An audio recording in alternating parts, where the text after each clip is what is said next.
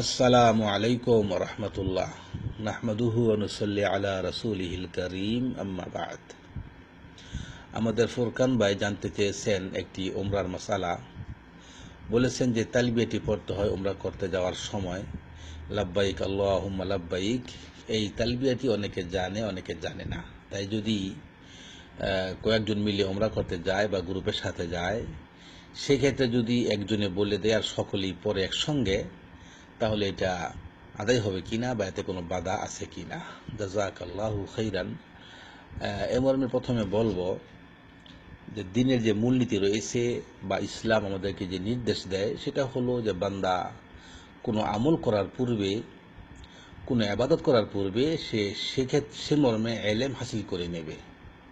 এই হচ্ছে দিনের মূলনীতি, যেটা রয়েছে ফাআলাম আন্নাহু লা ইলাহা ইল্লাল্লাহ, অর্থাৎ মানার আগে জানতে হবে, জেনে শুনে তারপরে আমল করতে হবে।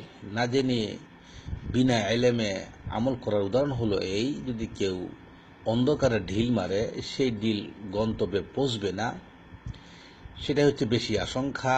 আর পৌঁছতে পারে, সেটা আশঙ্কা খুবই কম। তাই জেনে বুঝে আমল করতে হবে, এটাই হচ্ছে দিনের নির্দেশ। আমরা জেনে থাকব যে আল্লাহ পাক যে আমাদেরকে বিধান দিয়েছেন যে এলেম শিক্ষা করা ফরজ। তাই বান্দার প্রতি ফরজ হলো যে তার দৈনন্দিন জীবনে যা প্রয়োজন, যেমন পবিত্রতা, ওযু, গোসল, নামাজ, রোজা, হজ, যাকাত, লেনদেন, আত্মীয়র হক, পিতামাতার হক, এ সম্পর্কে এলেম হাসিল করা হচ্ছে বান্দার উপরে ফরজে আইন। আর এমর্মে বলবো যে হজ এবং ওমরা ইসলামের গুরুত্বপূর্ণ বিষয়। তাই এমর্মেও এলেম থাকা বান্দার জন্য জরুরি। এবং বান্দার জন্য যেটা দায়িত্ব, সেটা হলো যখন সে হজ ওমরা করবে, সেক্ষেত্রে এলেম হাসিল করে নেবে।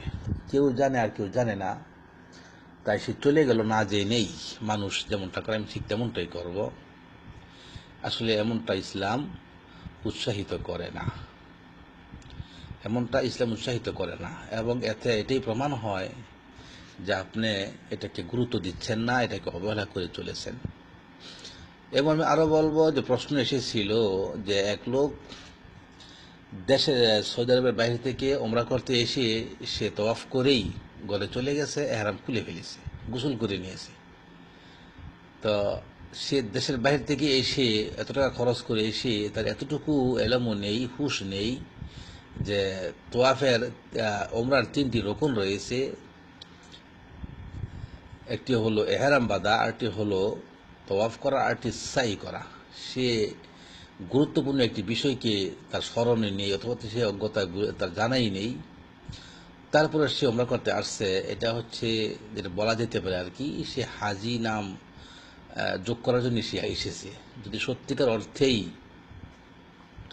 আল্লাহকে ভালোবেসে আল্লাহর ভয়ে আসতো, আল্লাহকে মহব্বত করে আসতো, তাহলে সে এলেম হাসিল করত। হজ এবং ওমরার মাসালা বেশি কঠিন নয় এবং লম্বাচূড়া বিষয় নয়, সংক্ষিপ্ত কয়েকটি বিষয়, ফরজ, ওয়াজিব, সুন্নত কয়েকটি বিষয়। এগুলো আসলে এমন কিছুই নয়। আমরা দুনিয়ার ক্ষেত্রে এর চাইতে অনেক কঠিন বিষয়কে আয়ত্ত করে ফেলি, কিন্তু হজ এবং ওমরা ইসলামের গুরুত্বপূর্ণ বিষয়, যার রয়েছে বিশেষ ফজিলত, বিশেষ মর্যাদা। কিন্তু তারপরও আমরা এর মাসালা শিখি না, আমরা একে গুরুত্ব দেই না। এতেই প্রমাণ হয় যে আমরা অনেকেই যাই ওমরা করতে দেখা অথবা সমাজ রক্ষার্থে যাই, যে মানুষ যাচ্ছে, আমি যদি না যাই তাহলে কেমন দেখা যায়, এই হলো বিষয়। কিন্তু যদি তার অন্তরে সত্যিকার অর্থেই থাকতো আল্লাহর ইবাদতের গুরুত্ব, আল্লাহর মুহাব্বত, আল্লাহর ভয়, আল্লাহর ভালোবাসা, তাহলে সে সেগুলো শিখে নিত, যেগুলো আসলে একেবারেই সহজ, কঠিন বিষয় নয়। কিন্তু গুরুত্ব না থাকার কারণেই সেগুলো আর শিখা হচ্ছে না। তাই আপনাকে বলবো যে সকলে একসাথে পড়বে, একজনে বলে দিবে এটা জায়েজ কিনা। এর আগে আমাদেরকে জানতে হবে যে এ মর্মে আমাদেরকে এলেম শিক্ষা করা ফরজ। অতএব যদি আমরা ফরজ বলে জানি, যেটা গুরু দায়িত্ব, তাহলে আর আমাদেরকে পর নির্ভরশীল হতে হবে না, আমরা অবশ্যই শিখে নিব। এই হলো বিষয়। তাই আপনাকে সংক্ষিপ্ত আকারে বলবো যে সকলে মিলে একসঙ্গে জিকির করার ব্যাপারে আপনারা শুনেছেন বেশ কিছু কথা রয়েছে। তাই যদি সেটা ওই আওতায় পড়ে যায় তাহলে সমস্যা, কেননা এটাও জিকির।